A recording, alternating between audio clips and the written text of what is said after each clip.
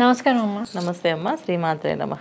అమ్మ, కన్యా రాశి వారు వచ్చేసి మరి ఈ రాశి వారు ఏ రాశి వారిని వివాహం చేసుకుంటే వీరికి బాగుంటుంది అంటారు, మరి ఏ రాశి వారిని వివాహం చేసుకోకూడదు అంటారు? తప్పకుండా నాన్న. కన్యా రాశి అంటే బుధుడు ఒక రాశిది.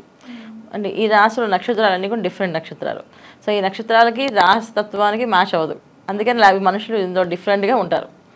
కొంతమంది చాలా చక్కగా సౌమ్యంగా అన్ని విషయాల్లో తెలివిగా ఉంటారు.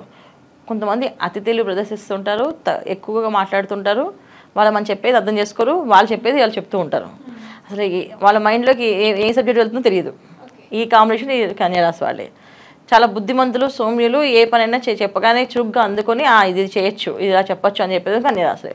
సో 3 డిఫరెంట్ పీపుల్ ఆఫ్ రాశి లక్షణాలు ఉన్నవి ఈ కన్యారాశి. దీంట్లో ఏంటంటే కొంతమంది బాగా చక్కగా తింటారు, బాగా వండుతారు. కొంతమంది తినరు, వండరు, కానీ ప్రతిదీ కామెంట్ చేస్తుంటారు ఫుడ్ మీద. అది తింటావు, ఇది తింటావు, ఇది దీనివల్ల ప్రాబ్లం వస్తుంది, దీనివల్ల ప్రాబ్లం వస్తుంది అని చెప్పేసి. సో ఇలాగా డిఫరెంట్ కేటగిరీస్ ఉన్నాయి కనుక కన్యా రాశికి ఖచ్చితంగా మంచి అంటే పర్టికులర్గా ఒక డిసిప్లిన్ ఉన్న వాళ్ళు రావాలి. సో డిసిప్లిన్ ఉన్న వాళ్ళు రాకపోతే వాళ్ళ లైఫ్ ఎలా ఉంటుందంటే సెటిల్మెంట్ అనేది ఉండదు లైఫ్లో. సో ఎందుకు ఈ రాశి లక్షణం ఏంటి? మెయిన్ డబ్బు వచ్చింది ఎలా ఖర్చు పెడతారో తెలియదు వాళ్ళకి. డబ్బు వచ్చినట్టు ఖర్చు పెడతారు. కొంతమంది ఆ ఫుడ్ కోసం బతికినట్టుగా ఫుడ్ కోసమే ఖర్చు పెడతారు డబ్బులు. ఆ స్పెషల్ ఫుడ్స్ తినడానికి కోసం స్పెషల్ టూర్ వేసుకొని వెళ్ళి అక్కడికి వెళ్ళి ఆ ఫుడ్ తినేసి మళ్ళీ వస్తారు. సో ఇదంతా ఖర్చే కదా. సో ఇలాంటి అవకాశాలు కూడా ఈ కన్యా రాశిలో ఉన్నాయి.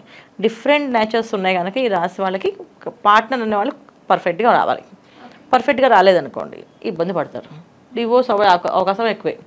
సో అమ్మాయిలతో ఎక్కువగా తిరిగేది, తర్వాత వద్దనుకునేది కూడా ఈ కన్యా రాశి వాళ్ళే. ఒకే అమ్మాయితో చక్కగా ఉండి హాయిగా ప్రశాంతంగా కాపురం చేసుకునే వాళ్ళు కన్యా రాశి వాళ్ళే. సో అలాగా ఉన్నారు, ఇలాగా ఉన్నారు. 2 రకాల పద్ధతులు ఉన్నాయి ఈ రాశిలో. ఎందుకంటే ద్విస్వభావ రాశి. ద్విస్వభావ అంటే 2 లక్షణాలు కలిగిన స్వభావం రాశి. సో అలాగా ఉంటారు, ఇలాగా ఉంటారు మనుషులు. అంటే మంచి వాళ్ళు ఉంటారు, చెడ్డ వాళ్ళు ఉంటారు, దొంగలు ఉంటారు, దొరలు ఉంటారు ఈ రాశిలో. ఇలాంటి కాంబినేషన్ డిఫరెంట్గా ఇది దీంట్లో ఉంటుంది. మొత్తం 12 రాశులు ఈ రాశిలో. ఇది 6వ రాశి. 6వ రాశి అనేది రోగస్థానం అంటాం. తర్వాత అప్పులు డబ్బులు రావడం కూడా ఈ స్థానం నుంచి అనుకుంటాం. సో అప్పులు చేసి బతికేసే వాళ్ళు కూడా ఈ కన్యా రాశి వాళ్ళే. వాళ్ళ డబ్బులు ఉండవు కానీ లైఫ్ స్టైల్ బాగుంటుంది. ఈ లైఫ్ స్టైల్ మెయింటైన్ చేయడానికి అప్పు చేస్తుంటారు. సో మన లైఫ్ స్టైల్ తక్కువ ఉంది కదా, మనం అప్పు చేయకుండా ఉన్నామని అనుకోరు. సో ఈ లైఫ్ స్టైల్ ఎలాగ మెయింటైన్ చేయాలి, దీనికోసం మనం అప్పు చేయాలని చెప్పి అప్పు చేస్తుంటారు. అలా అప్పులు పెంచుకుంటూ ఏ రోజుకి రూపాయి చేతులు నిలబడుకొని ఉండేది కూడా ఈ రాశి వాళ్ళే. సో వీళ్ళు సరైన పార్ట్నర్ జీవిత భాగస్వామి రాలేదనుకోండి, ఇక లైఫ్లో సాధించేదే ఉండదు, అంతే నష్టపోయేదే ఉంటుంది. అందుకని పర్టికులర్గా వీళ్ళు చూసుకోవాల్సిందే ఏ రాశి వాళ్ళు వివాహం చేసుకోవాలి. అలాగే కన్యా రాశి, కన్యా లగ్నం అనుకోవాలి, ఏ లగ్నం వాళ్ళు వివాహం చేసుకోవాలి. సో ఖచ్చితంగా కన్యా రాశి వాళ్ళు సింహరాశిని, ఇటు తులారాశిని చేసుకోకూడదు. అటు సింహరాశి సింహ లగ్నాన్ని చేసుకోకూడదు, తులారాశిని తులా లగ్నాన్ని చేసుకోకూడదు. ఈ ఇద్దరు కూడా ఈ కాంబినేషన్స్ మంచి కాదు. ఎందుకు మంచి? సింహరాశి వాళ్ళు ఏ పని చేసినా వాళ్ళు ఎదురు చెప్పరు, చాలా ఒబీడియంట్గా ఉంటారు కదా. భర్త తగ్గట్టుగా మారిపోవడం, భార్య తగ్గట్టుగా మారిపోవడం, అది వాళ్ళ లక్షణాలు. సో అందువల్ల ఏంటంటే వీళ్ళు చేసే పనులన్నీ కూడా వాళ్ళ ఆర్డర్స్ కానీ కమాండింగ్ కానీ ఏం చేయరు. ఖచ్చితంగా మేము అవి చేసిన కరెక్ట్ ఏమో, అదే బెస్ట్ ఏమో, సరే కానీ అని చెప్పి దాన్ని వదిలేస్తారు. దానివల్ల ఏంటి లాస్ అవుతారు. తులారాశి వాళ్ళు జనరల్గా వీళ్ళకు ఏ విషయం ముందే వీళ్ళు మాయలపడిపోతారు. వీళ్ళు ప్రతిదీ ఏంటంటే మేము చాలా స్ట్రిక్ట్గా ఉన్నాం, మేము చాలా పర్ఫెక్ట్గా ఉన్నాం అనుకుంటే, మేము చాలా ధర్మంగా నడుస్తాం కూడా ఏం ఉండదు. తొందరగా మాయలు పడిపోయి ఇబ్బంది పడేది వీళ్ళే, ఈ తులారాశి వాళ్ళే. సో వీళ్ళు కన్యారాశి వాళ్ళు చేసుకున్నారు అనుకో, ఎటువంటి సిచ్యువేషన్ ఎదుర్కోవాలి? వీళ్ళు మాయలు పడతారు, వాళ్ళు మాయలు పడ్డారు అనుకో, ఇంకా డబ్బులు చేతులు అసలు ఆగనే ఆగవు. అసలు డబ్బులు నిలబడ ఉండదు, కెరీర్ మీద సెటిల్మెంట్ ఉండదు. ఈ 2 కొనే ఇబ్బందులు పడతారు. సో అందుకని వీళ్ళు ఖచ్చితంగా ఈ 2 చేసుకోకూడదు.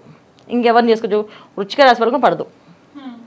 వృశ్చిక వాళ్ళు చాలా స్ట్రిక్ట్ ఉంటారు. ఎంత స్ట్రిక్ట్ అంటే వాళ్ళు ప్రతి ఒక్క విషయాన్ని పర్టికులర్గా ఉంటారు. అంత పర్టికులర్గా ఉంటే వీళ్ళు భరించలేరు. వీళ్ళు చాలా పర్టికులర్గా ఉంటారు.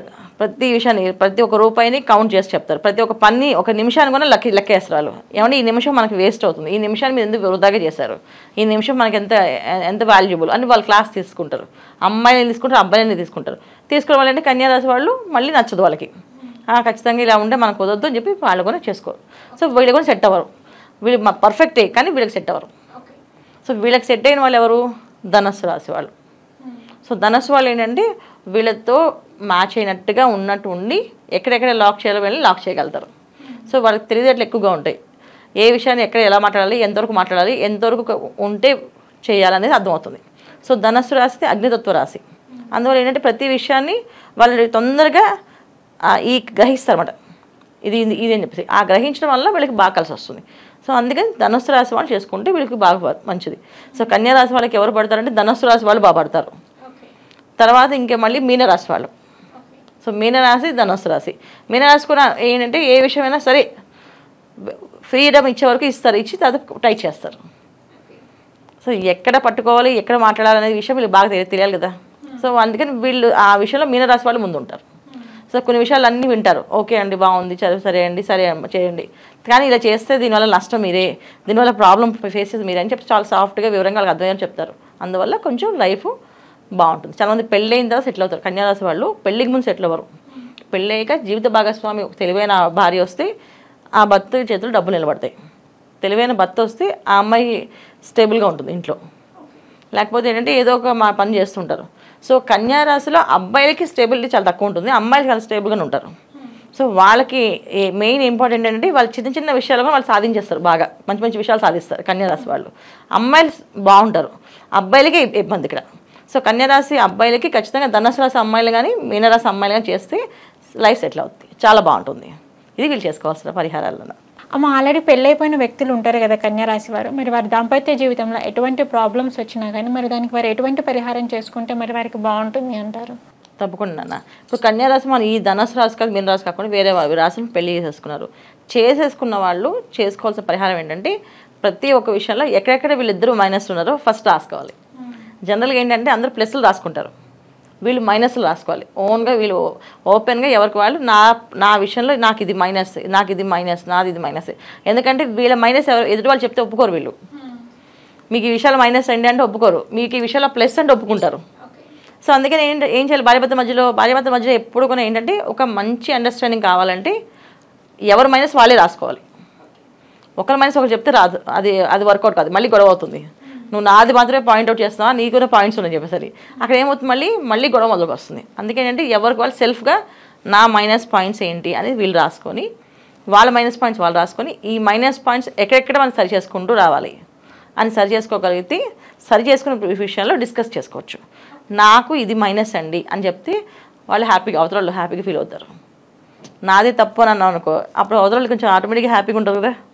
సో నాదే తప్పు, నేనే ఒప్పుకుంటున్నాను, నాదే సారీ అని చెప్పామంటే ఆటోమేటిక్గా అవతల వాళ్ళు అయ్యో మీది సారీ ఏం కాదు, మీది తప్పు కాదు, మీది ఈ విషయంలో ప్లస్, మీరు ఈ విషయంలో బ్రహ్మాండంగా మాట్లాడతారు అని వాళ్ళప్పుడు మనలో ఉన్న ప్లస్ పాయింట్స్ వాళ్ళు చెప్తారు. ఎప్పుడైతే మన ప్లస్ పాయింట్స్ చెప్పామో వాళ్ళు మన మైనస్ పాయింట్ ఫోకస్ చేస్తారు.